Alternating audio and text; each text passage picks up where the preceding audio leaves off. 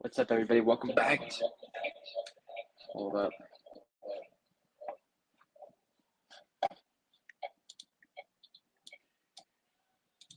All right. What's up, everybody? Welcome back to another live stream on the Texas Rangers Report. And in this video, we have a bunch of things to go over, notably the recent signing of Robbie Grossman, the recent injury to Jacob DeGrom, and the minor league signings that have the potential to make the MLB roster, the ones that I think they can make the MLB roster. So without further ado, let's go straight into the Jacob DeGrom injury news. Obviously, this is not news now to you guys, of course, but just going over it. What's up, Sean? Let's go over the injury news because, yes, it is a little bit significant because it's Jacob DeGrom.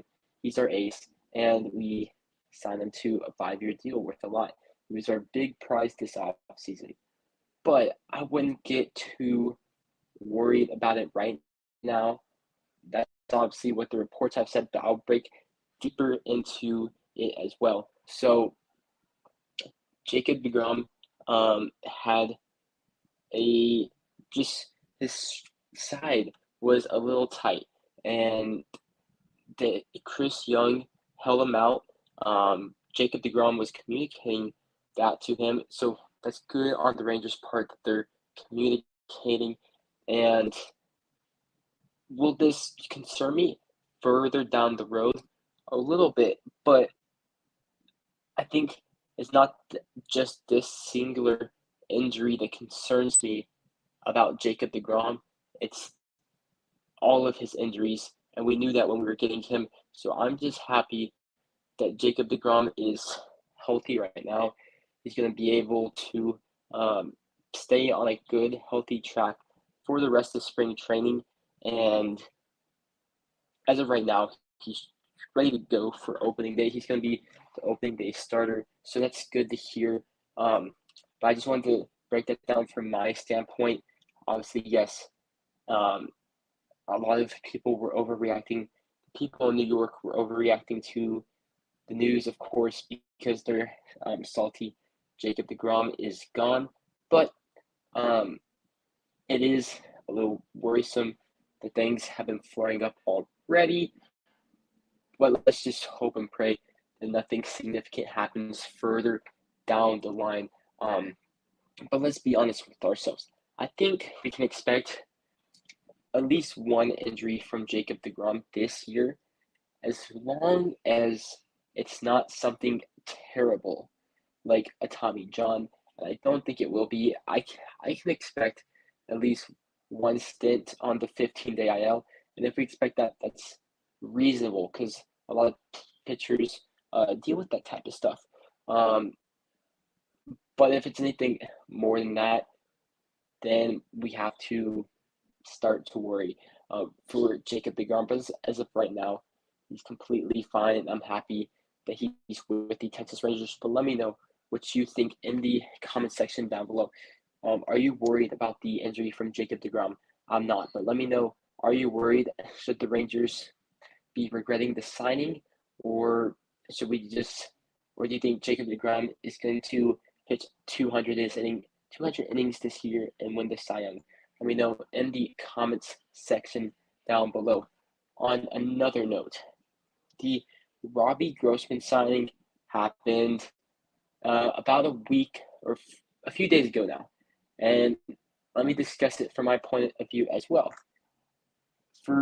At this point in the off season, Robbie Grossman is a good player that can help the team win when he's put in a good situation. So let me break down what that means.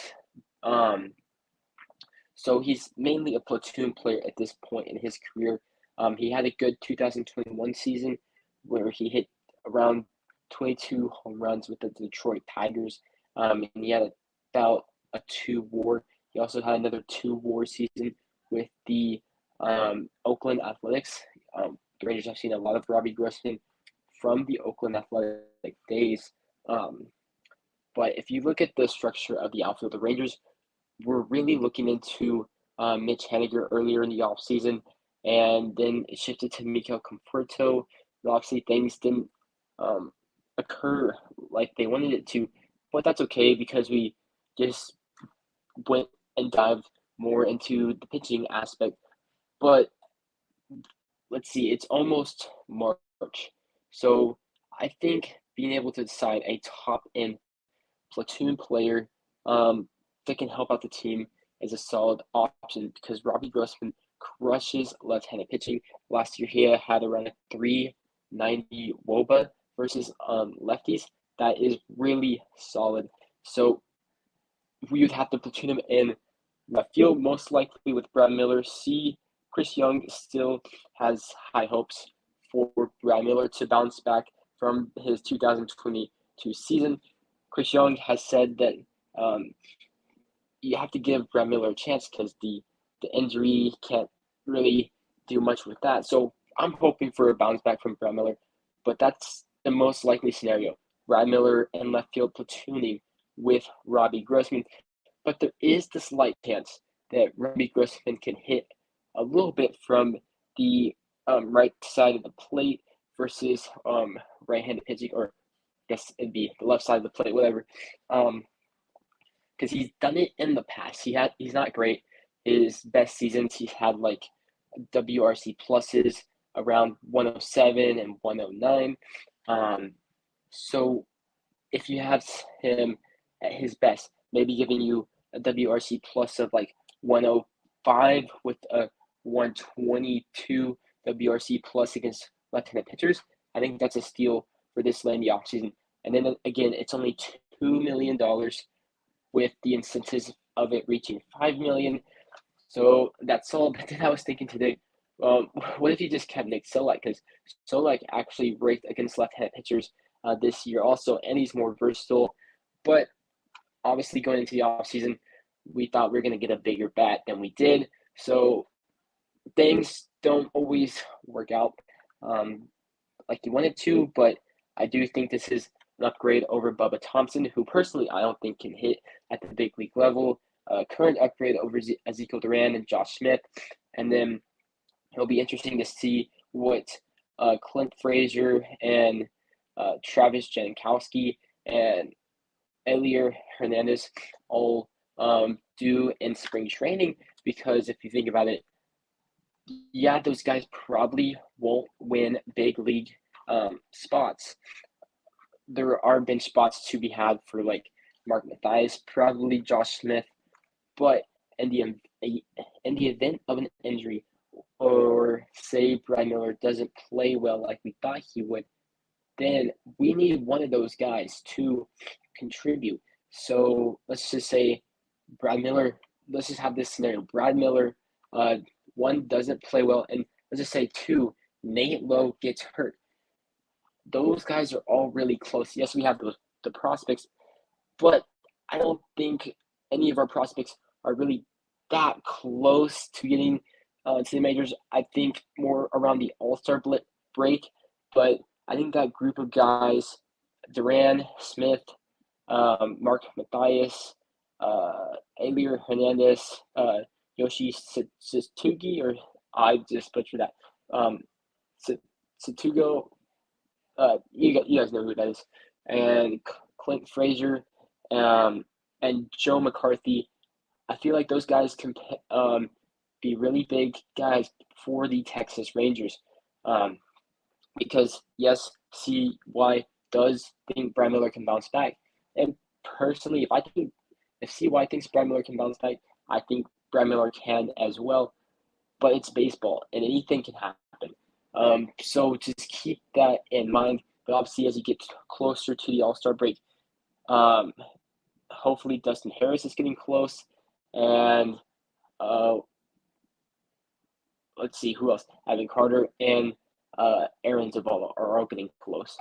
So let me know what you think in the comment section down below. What do you think of the Robbie Grossman signing? What would you rate it?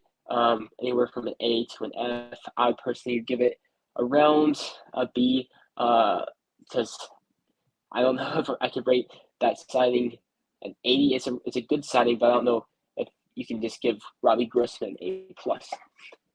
Looking at the questions, Sean Daly.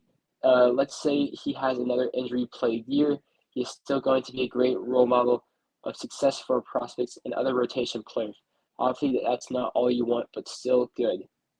I'm guessing you mean Brad Miller, but yeah, listening to all of the reports, let me know if you guys can hear me well or if it's lagging in the comments. But looking at all the reports, it really does seem that a good culture was established last year with the Texas Rangers. When you bring in Marcus Semien, Corey Seager, Cole Calhoun, I still think you need to credit Woody for that as well. I know Woody gets a lot of hate, but I still think he established a little bit of a culture there down in Texas. John Gray, Martin Perez, and now it's only getting more established. Obviously, you had Brad Miller last year, then you bring in a guy like Grossman. All of these guys, and obviously DeGrom, all these guys have been there, done that. They know their routines. They can just preach it on to the guys that need to learn it, like Mathias, Ezekiel Duran, Josh Smith, Bubba Thompson. And in the report, or not a report, but I was watching a video, and it says there's been a group of 15 players that have all stayed in Texas to train over the offseason. And Marcus Semien has been one of the guys that's been one of the leaders. And Mark Mathias, he's basically just been following Marcus Semien wherever he goes. So that's a good sign that the players are buying into the veterans on the team, and they all want to get better as a group. From Longest Horn, is Eli White still on the team? No, we traded Eli White to the Atlanta Braves maybe a month ago. Eli was good before injury. He was okay. I don't think he'll ever develop a bat, but stupid Charlie Culberson injured him. But yeah, I think that would be what he was producing last year might be the best. I don't think Eli White will ever be anything more than fourth outfielder. But also type in comments down below if the connection is good.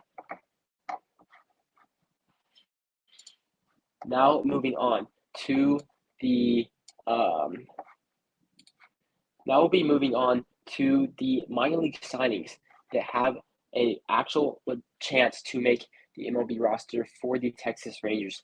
And minor league deals always go under the radar because they aren't the flashiest things in the world, and they aren't guaranteed playing time on an MLB roster. They have to go in the spring training and they have to earn it. But year after year, the Texas Rangers have found guys that they've signed to minor league deals, and they've contributed at the major league level. Going back to 2 years ago, it was Ian Kennedy. A few years ago, it was Danny Santana. This recent year, it was Matt Bush, and we were able to trade him for Antoine Kelly and Mark Mathias. And then a few years ago, it was Spencer Patton. And we also picked up Hunter Pence. So, also Matt Moore. So, that just goes to show there's still talent available out there. If you looked at the Brewers today, picked up Luke Voit and Tyler Naquin on minor league deals. Luke Voit, if you guys remember, he was the home run champ back in the 2020 season. So we're talking about a guy, if he had his contract year that year, he landed a multi-year deal, but things fall weirdly in baseball, so he doesn't pick up a good contract. So he could bounce back, but most likely not. He's an older player, but you guys get what I'm talking about. So the first guy that I think has a really good shot to make the Texas Rangers roster on a minor league contract is left-handed pitcher Danny Duffy. And Danny Duffy has spent a majority of his career with the Kansas City Royals, and he's been an average pitcher for the most of his career, but I think whenever he went to the Los Angeles Dodgers in the 2021 season, he kind of revitalized himself, similar to the way Andrew Heaney revitalized himself when he went to the Los Angeles Dodgers. Andrew Heaney cut out his curveball, picked up a slider. He changed his everything, and that led him the contract with the Texas Rangers to try to prove it. Andrew, going to Danny Duffy, he's a little bit on the older end, but after the injury to Brett Martin, Danny Duffy provides some good long reliever depth for the Texas Rangers, and that is the new model in baseball going forward. I guess our best long reliever right now, our two best long relievers right now, would probably be Jake Odorizzi and Taylor Hearn, because Taylor Hearn did turn around last season when he went out of the starter role. But back in 2021, for Danny Duffy, he only pitched in a few games.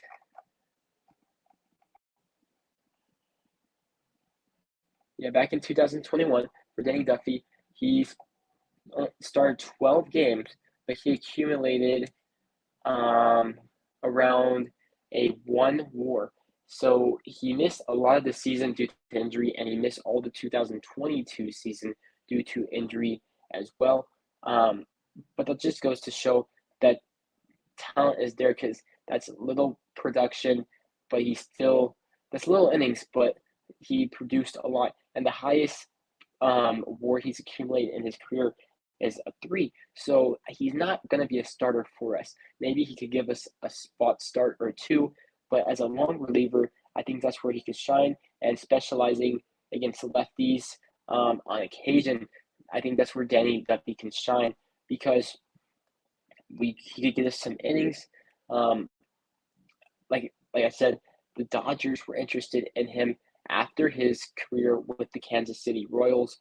So that shows that there's still something left. And I think the Texas Rangers are going on the trend of looking at the Dodgers players again.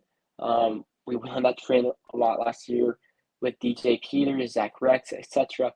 But now looking at Danny Duffy, Andrew Heaney. Obviously, Andrew Heaney has a guaranteed contract, but I would look at Danny Duffy to maybe win a job at camp as a long reliever, or just a middle reliever that would look at going against majority of left-handed batters.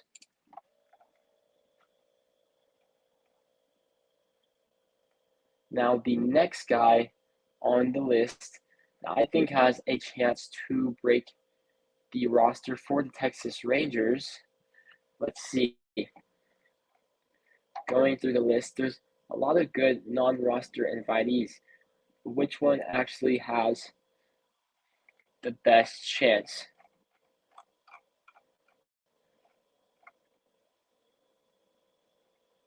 Because could it be Clint Frazier? There's going to be a lot of competition as far as the position players. Let's see. I think Clint Frazier could make the opening day roster. It's a little bit of a long shot, but he would have to fit in as the fourth outfielder for the Texas Rangers. He would have to outplay Bubba Thompson, because if we're looking at our current bench,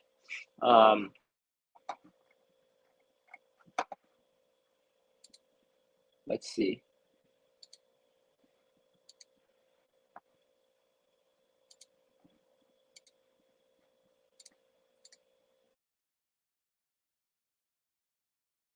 Bench.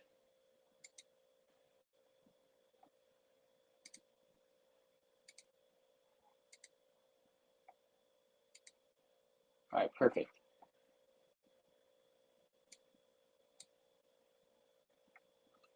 The current bench of the Texas Rangers is Mitch Garver, Ezekiel DeGrom, Mark Mathias, and Josh Smith, according to Fangraphs.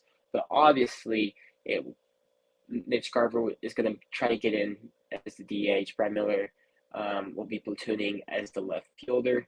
I think as far as the bench goes, we would use Josh Smith as a utility man because he's good at defense, and maybe his bat can come around and be a platoon player for us. I think Mark Mathias proved enough last year to be a decent bat for us at the major league level, off the bench, maybe pinch hitter. I think that last spot is up for grabs. The spot where they have Ezekiel DeGrom, because Ezekiel DeGrom is still young enough at 23, almost 24, where I would consider sending him back down to AAA and getting more development done at AAA, because I think going back to that Joey Gallo trade, he was the better prospect over Josh Smith. He was a top 100 prospect, and we really rushed him to the majors last year off of need, going straight from AA to the major leagues. He still has a little bit to learn, but I still think there's a good player there in Ezekiel DeGrom. So I think that last spot could go to Clint Frazier if he bowls on spring training. We all know that Clint Frazier was a top prospect back in his days with the Yankees, a top 100 prospect, and he had a really good 2020 season with the New York Yankees as well. Obviously, that was the shortened season. You have to take that with a grain of salt, but it still shows that there's talent in Clint. And if he outshines Bubba Thompson, you have to at least consider it, because we don't have a lot to lose with putting Clint Frazier on the roster. But if we put Bubba on the roster, yes, he could be a pinch runner, but he doesn't really develop because he's not going to get the at-bats. And if Chris Young and you guys still believe in Bubba, once you want him in AAA, we can develop every single day. And then, so we have Clint Frazier, who I think can make it. And in spring training, he hit 3 home runs in a row yesterday in batting practice. So there's a chance. I'm just kidding. That's batting practice. And then Clint Frazier and Danny Duffy. And then the last non-roster invitee that I think could make the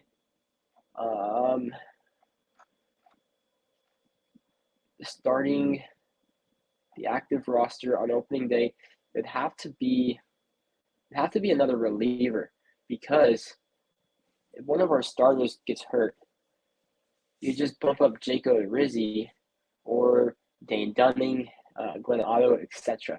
So it would have to be a starter,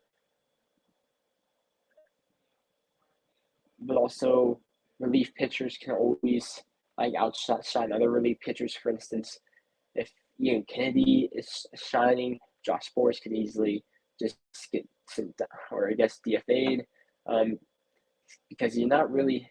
I guess you could DFA Taylor Hearn. You're not DFA'd Hernandez or Brock Burke, but I don't think it would come from another position player.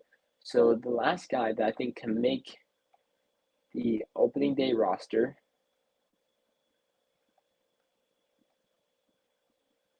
let's see, Avery Weems, no.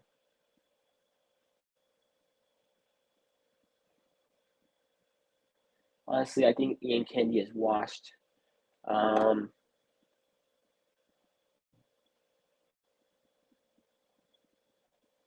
Let's go with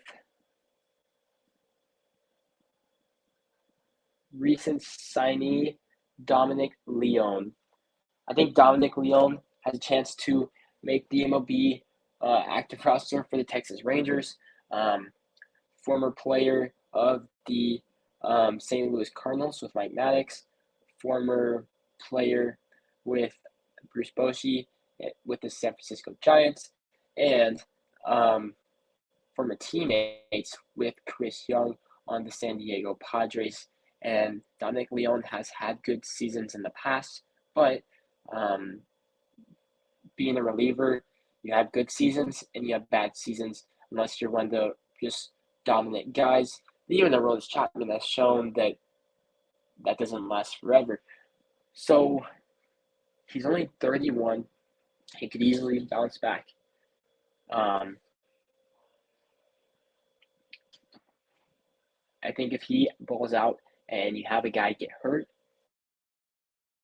then Dominic Leone could easily make the opening day roster for the Texas Rangers. Let me know what you think in the comments section down below. Which guys do you think from the non-roster invitees could make the opening day roster for the Texas Rangers? I think we have a lot of quality and quantity guys on the non-roster invitees, ranging from all the positions. I do think one more signee that could help bolster the team could be Ben Gamel to a minor league contract. That guy has done pretty well versus right-handed pitching over the past 2 years. Has a WOBA of 335 and a WRC plus of 112. So if Brad Miller doesn't get his stuff together, or if somebody gets hurt, I think that would be a solid guy to use versus right-handed pitching, because Rangers crushed lefties last year, didn't really crush righties, or even if Mitch Garver gets hurt, because hopefully he stays healthy. But I just feel like something will go wrong. It's always good to have insurance, because if we look at our other guys, the other guys in the outfield on non-roster invitees, Jankowski hit, Hernandez hasn't done anything in the majors. Frazier is a high upside opportunity. I'm happy he's on our team. And Tsutsugo, he was literally one of the worst players in the major leagues last year. And Joe McCarthy hasn't done anything in majors either, but Ben Gamel has. So those are interesting options. But I think Clint Frazier has a chance to break camp, Danny Duffy, and Dominic Leone. But a few things, I think Danny Duffy makes it regardless. A few things would have to happen for Frazier and Leone to make it as well. Looking at the comments, now this will be the Q&A section of the video. Now that I've talked about DeGrom's injury, the Robbie Grossman signing, and the minor league guys that I think can make the roster. So now I'll go to the Q&A section. So pour out questions you have for me, what you want to see about the Rangers, etc. Oh, let me close my screen. Sorry, I haven't done live streams in a while, so I still have to get back to it or get used to the functionalities again, or also just how to talk on camera. So from longest torn, Josh Smith doesn't belong, IMO. So I was down on him too after his first season, of course, but it's a small sample size, and he still has to have the chance to prove himself. He's 900. He's hit over 900 OPS and his time in the minor leagues. So I don't think he'll ever be a guy that hits for a lot of power at the majors. But I think you're looking at a guy, and everything pans out for Josh Smith, a guy with good defense, and he can use that defense to play almost everywhere. Think of just a great utility player and a good base runner. And I think at most, obviously, hits for good contact, has a good idea of the zone. But I think we're looking at a Tony Kemp hitter, so that's not terrible. But you have to do that consistently. And I think at most that's a 3-WAR player. That's not terrible, but he has to develop into that. And I think learn to play the other positions, but also just get confident in hitting at the major leagues. From King Twister 8, what's up, bro? The Rangers pitching staff is so deep. Yeah, and I was just thinking about that. Like, if I look back at the Rangers depth chart, we have Jacob DeGrom and Danny Duffy coming out of the pen, and I think about 3-4 years ago, those guys would be looking to be pitching at the top of a rotation, not aces, but 2 and 3 starters. Obviously, time goes on, players get worse, but it's a nice depth to have, and I do think Jacob DeGrom will come in handy this season. Probably, yes, he's a reliever right now, but probably pitch a few games for us. And I think maybe Danny Duffy gets a spot start too. I think his value will come as a long reliever, similar to Taylor Hearn. Sean McNally, what about Kyle Funkhauser? Yeah, to be honest, I was it was up to Dominic Leone or Kyle Funkhauser for me, but when you're getting down to these minor league signings, you're throwing a needle at a haystack, or picking a needle from a haystack. So if Funkhauser is on, that's good. If Leon's on, it's good. But what was it? Greg Holland made the opening day roster for Texas Rangers last season because he had a good spring training, but he just faded away, so you never know. But then Matt Bush had a really good spring training, had a really good season. We trade him. We got a prospect in Antoine Kelly and Mark Mathias. So you never know. And Ian Kennedy, he had a good spring training 2 years ago, became a really good closer for us, and we used him to get Spencer Howard. And that's another guy. He's probably like the 12th starter on our depth chart, but if he can develop under Bruce Bochy, that'd be great. And or not, he has the stuff to be a dominant closer. Because if we're looking at it, how many starters on our team do we actually have? Jacob DeGrom, Martin Perez, John Gray, Nathan Eovaldi, Andrew Heaney, Jacob DeGrom, potentially Danny Duffy. But I think it'll be more as a long reliever, but he still spent the majority of his career as a starter. So that's 7. Let's go down. This is all on the 40-man, by the way, besides Danny Duffy. Who else? So we're at 7. Then we have Dane Dunning, Glenn Otto, Cole Reagans.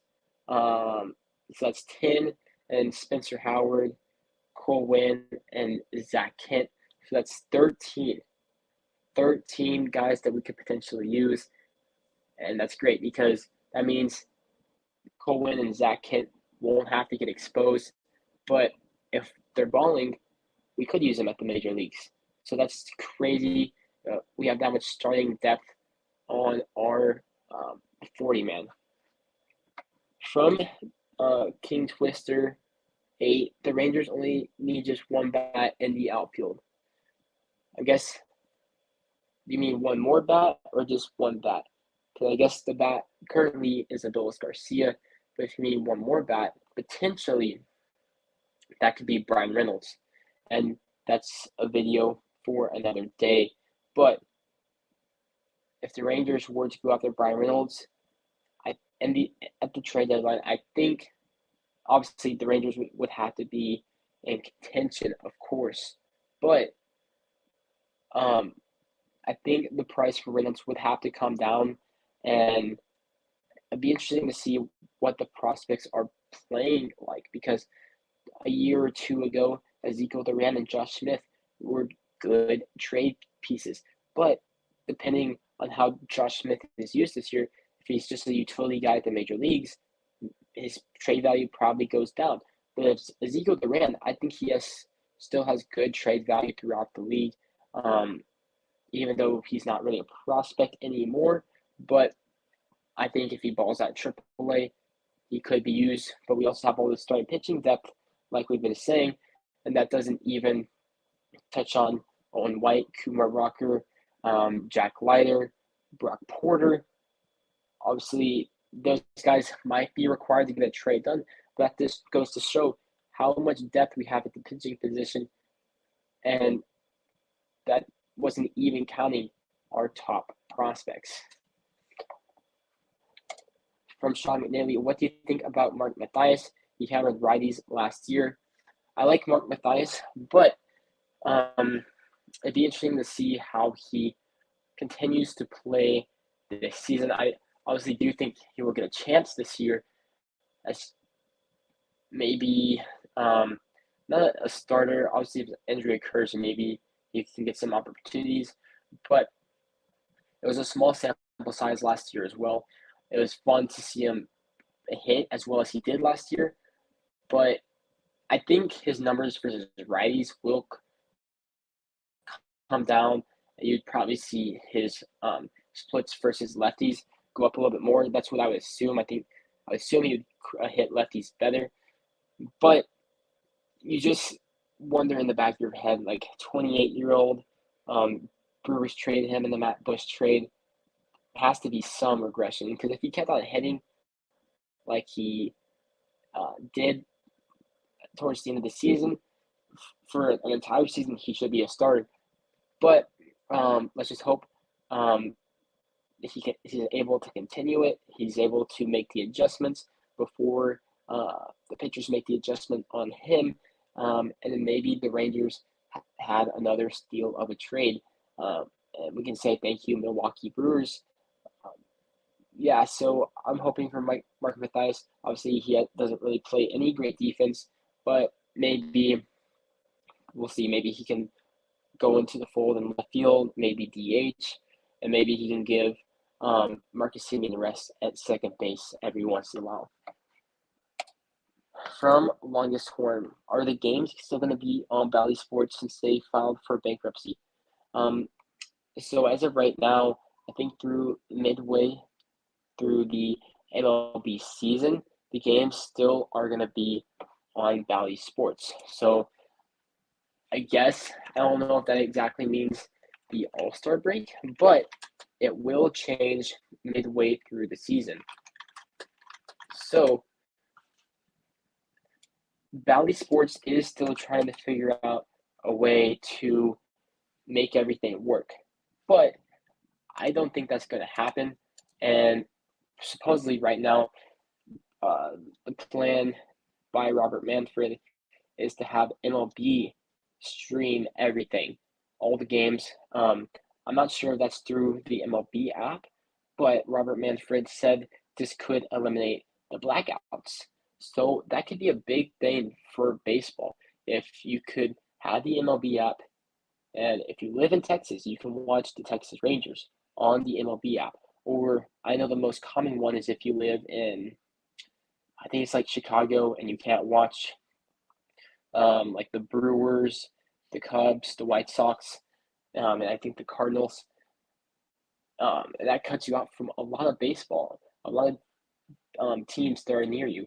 So if this could actually benefit baseball, that would be awesome.